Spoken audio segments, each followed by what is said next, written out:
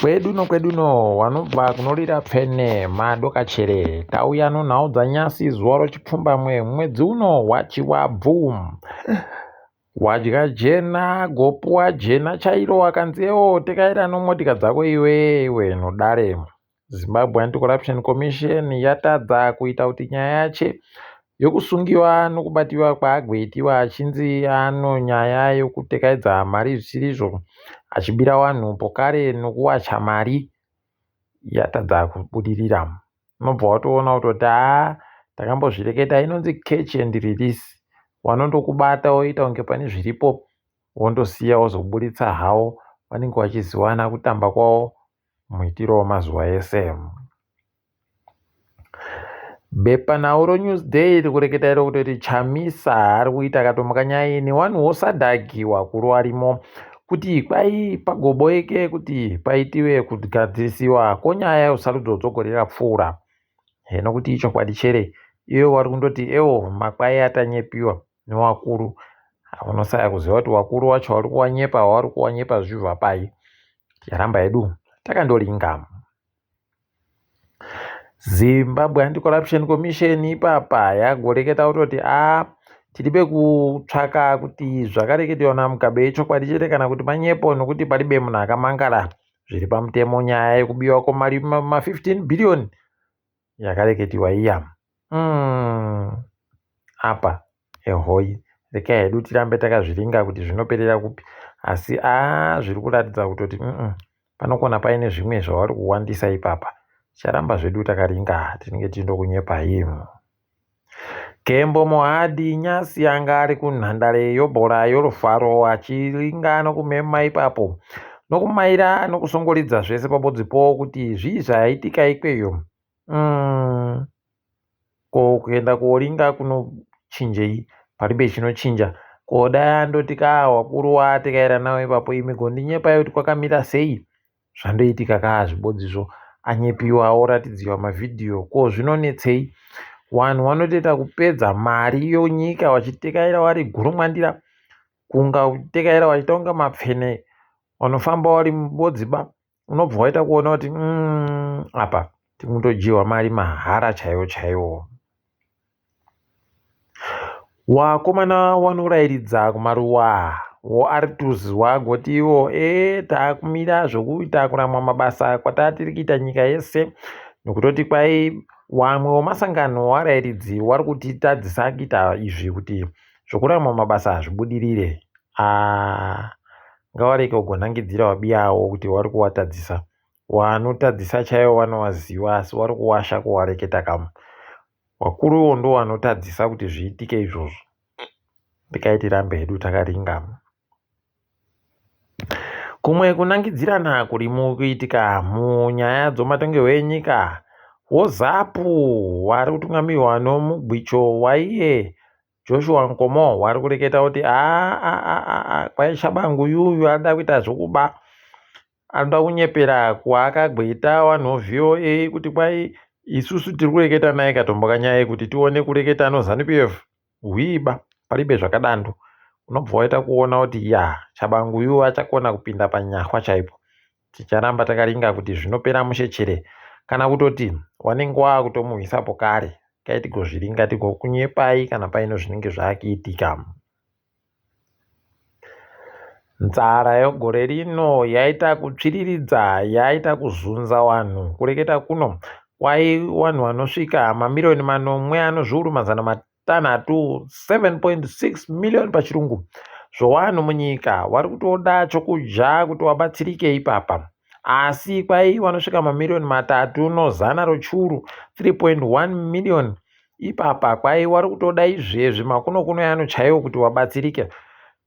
United Nations ndio yareketa izvi painge iri kuburitsa kukumbira kwayo mari inoita mamirioni mazana manana makumi mairi nopfumbamwe 429 million US dollars pachirungu kuti wakone kubatsira vanhu.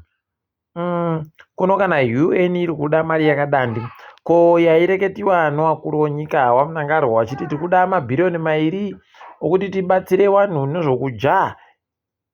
Musiyano wacho unobva watoona kuti wanga wakatoita kunhadzirira homwe dzavo kutoti dziite ndidzo dzinokwanisa kuzaziwa nomariyo, nokutoti kana wari kuda mari iri pasi pemamiliyoni 500 kureketa kuti bhiriyoni ribodzi nochidimbu ranga richatoenda kaakuhomedza varume vanhu vakajaira zvokuba haidi zvakaita kunyangariwa chaiko. Kambani inoita zvokutenga donje yoKotco kwai ipapa takabhadhara vanhu vakarima donje ravo vakaunza kunyika takavapa mamiliyoni 20 anoribodzi 21 million US dollars pachirungu, asi kwai kuno vamwe vasati vauya kotora mari yavo. Mariyo kwai iri kusvika zviuru 323,000 US dollars pachirungu. Konga waisireka chinga munhu wese paanotengesa anobva wanyepa akaundi ondoisa kawanongonoturisira imomo kaa kuti zviite zviri nani. Wari kutsvaka uija mari iyo iri tirambe takaringa kuti wanenge wari papi. Furanzisi Mona ari ndiye gurukota rinoringana zvokutekaidziwa kwezvinhu mumigwagwa mumu agoreketa kuti tichareka kubhadhara vanhu vaita basa riribe kuita tusvinu waiva nenguva ari kuita basa rokunhadzira kunge vari kunhadzira mugwagwa yetusvasvaira nongoro. Kwai ipapa tichatoita kuti zvivhiringike watadze kubhadharwa mari dzavo, nokutoti kutori neimwe mugwagwa kwaya yatonyangaritsa kudarika zvainge yakaita isati yatanda kunhadziriwa kwavari kureketako. Zvavanotadza kuziva kuti kana wandoita chitsotsi nomugwagwa uribe chimwe unotokunyadzisa basi zvokutoti muchatoona ichaita makombapo kare warendo hwauri kuda kuti waone mugwagwa yakanaka wasati wasvika. Chogore rino rekaiti kuramba takaringa.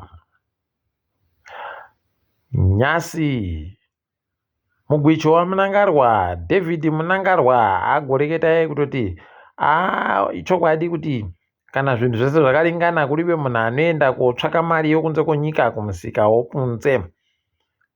Tobvuma kutoti vakuru vehurumende ndo vari kuvhiringidza kuti vanhu vatadze kuita tusvinu vachienda kotenga mari kumusika yokunze, nokutoti kana uri kuda kudira peturu mumotika kuribe kumwe kwaunowana yusa rokunze kokunze, nokuti ukaenda kubhengi aiwa unoriboyaba mhanduwe unonge wakatoita kunyangariwa chaiko. Asi rekai tione ipapa kuti zvinenge zvimbopera sei. Pokare Nyasi wabva waisa kamutemo kochimbichimbiko 78 kugore rino wakati kwai munhu anenge abatiwa kuti ari kuita zvokutengesa zvinhu zvache nomari isiri ndiyo chaiyo iri pamutemo, unofficial rate pachirungu, kwai uri kutemiwa nochoupenzi chomazigi 200 ozvuru 200,000 zigi. Unobva waita kuona kuti pakaita kunyangara, asi ndo zvavari kutadza kuziva kuti izvozvi kuramba vari kudari kutadza kuziva kutoti zvinhu zvizvi zvinoda kumanikidzana baa izvi. Munhu anoimba noanoimba naye bakani. Kaitirambe hedu takaringa. Kwai kuBritain kwaenda waZimbabwe wanotosvika 20 chaiwo wachienda kosenza mune idzo dzokuchengeta vanhu nodzotano. Tekuti zvakanaka zvisvino dai zvaenderera mberi. Tichikunyepai ipapa Panganai Java agore ari kuita kunyadzisa wendo huno aita kuruma kudarika zvaanokona kutsenga. Ari kuda kuzaza nhandare yebhora yoNational Sports kuno apa aiwa mundorino maungira okuita kunge kuribe wanhu iri zvakaita kuoma nevanhu vese waZANU-PF waanga ada kutakura waye zvese zvaita kuita kusaisiwa simba pamberi nayawe vanodaba vanhu vanoramba vachiwajeri vachiwaita kutambachira munhavo vanodaba izvozvo. Tikaringawo Zifa kwaizvezvi warambidza nhandare yaMagaya yeHart Stadium kuti igotambirwe mutambo yobhora. Paribe kupewa chikonzero kuti chii kana kuti sei, ticharamba hedu takandoringa kuti zvinenge zvichienda nokupi. Tochiringa kazvo pasi rese kwai akamboita mutongi mudare guruguru rinoringana zvebumbiro romutemo muSouth Africa Yvonne Mahoro kwai atisiya tikuti mweya wache dai wazorora murugare. Apawo tikaringa ipapa kwai nomapurisa muSouth Africa taboya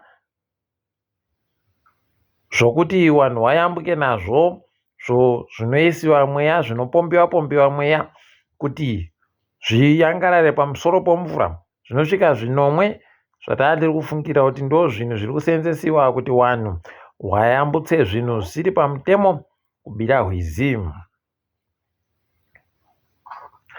Mukuru wehurumende yodunhu roGauteng Premier Panyaza Sufi agoreketa kutoti kwaite kuda kutoti izvezvi wachidiki umirira hurumende kuti ivavakire dzimba asi kuti tivape pokuwaka wovaka wegani.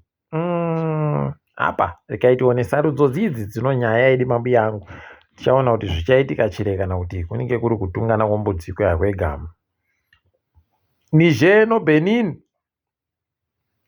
dziri kukakaritsana izvezvi, wari kuti iyo wandijira, kwai muganhu wakaisiwa neyo wapambe pfumi ndiwo tiri kuda iwoyo, ndo watiri kunyanya kuhira kutoti uyu ari kuda kundibira, uyu ari kuda wakomana kutoti dai wari kutoseenza pabodzi kuti waite kuti wakone kushanda waribeka namapasipoti wachindoita zvozvitupa zvikuitiwa noBotswana noNamibia, aiwo wari kuzvidaba. Chavari kuda icho zvekukakaritsana ikoko ndi zvakaita kuoma chaiko.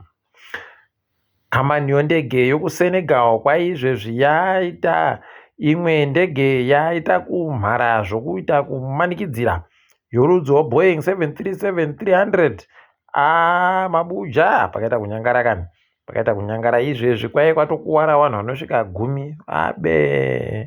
Unobvaona kuti idi zvakaparibe chisvino vanotekaira notsoka wakatenge nani paribe chinovabata chakaita kudandi. Ikaitione kuti zvinopera mushecheremo. Uku Nigeria kwai izvezvi yaisapo kare kamutero kakwamuturika pazvinhu zvese zvepadande mutande pokare nomari dzinotekaidzwa mumabhengi dziri bekubatiwa iri mari musvo. Vanhu vari kuchema, musafunga kuti ndokuno basi kuri kuchemiwa namuturi nezvaari kuita zvizvi. Kwese noku Nigeria ko wari kutozhamba kubowa chaiko kuzvinu. Tikaringa ipapa kwai Liverpool yasaya kana mubodzi wechidiki aisiwawo pavanhu wari kunzi wakaita useza hwokutamba bhora hondo huno. Heno kuti wari kumboita sei peno wari kuwa kusimudzira ihwarawa dzega ni kaitirambe takaringa kwazvinoperera izvo. Asika kwanyasi rikaiti chigumire pano ndini wenyu mhandu wewo nhawu.